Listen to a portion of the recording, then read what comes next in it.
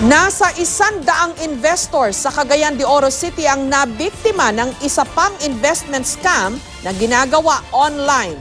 Samantala, sa Maguindanao, 5 miyembro di mano ng BIFF o ng Bangsamoro Islamic Freedom Fighters ang nasawi sa airstrike ng militar. Yan at iba pang mga balita mula sa mga probinsya sa report ni Darlene Kai. Nawalang parang bula ang pera ng nasa 100 individual sa Cagayan de Oro City matapos umanong mabiktima ng online investment scam. Si alias Pam, naibalik naman daw ang unang investment pero hindi na ang ikalawa. Ginagmay pa 10,000. Payout dayon diretso. Payout dayon. Antod nga gidako siya. Nga bali ang tinigom lang na ako ba mo napaingon lang sa inga na bitong. Manang masakit mo kaysa mo. Itinanggi ng itinuturong suspect na si Antoinette Sestoso ang paratang. Naubusan daw siya ng pera dahil ang pinagkatiwalaan niyang tumanggap ng pera ng investors, hindi raw nag-remit sa kanya. Si Donnie Pagaspas, apil yung pamilya ni ga-receive og money nga wala ko. So scam ni siya gud ma'am. Sa may dili jud siya kung sa kwan lang mingon sila scam pero ako willing ko mo refund sa tanan tao. Siya kami gadawat mi pero amo ba gina-remit sad siya ha. Kay late naman siya gadto sa shop ang mga tao kay dumugo naman siya. Tagudto na siya gaadto bitaw na mga walk-in na mga investor. Morning pa lang gaadto na. So kami sa siya pamalihog na lang. Kanapod sila mga lakausad. Patuloy na iniimbestigahan ng NBI Region 10 ang insidente. Mahaharap naman ang suspect sa reklamong estafa at kasong paglabag sa cybercrime law dahil sa paggamit niya ng social media sa transaksyon.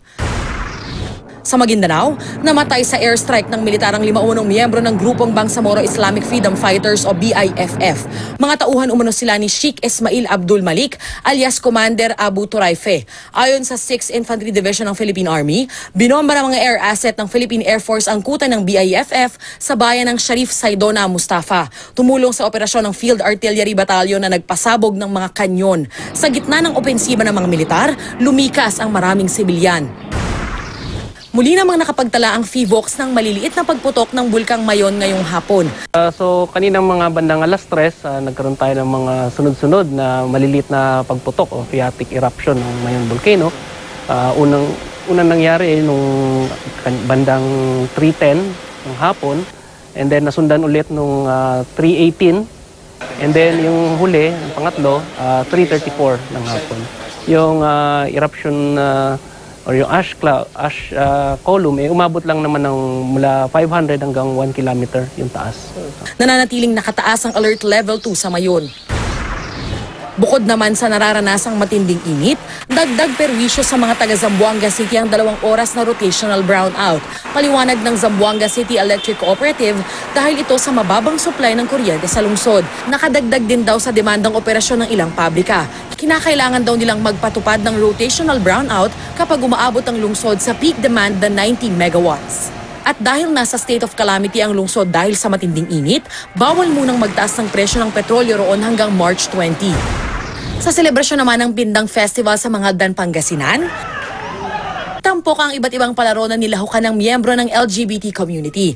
Bahagi rin ng pagdiriwang ang tinaguriang Gay Day.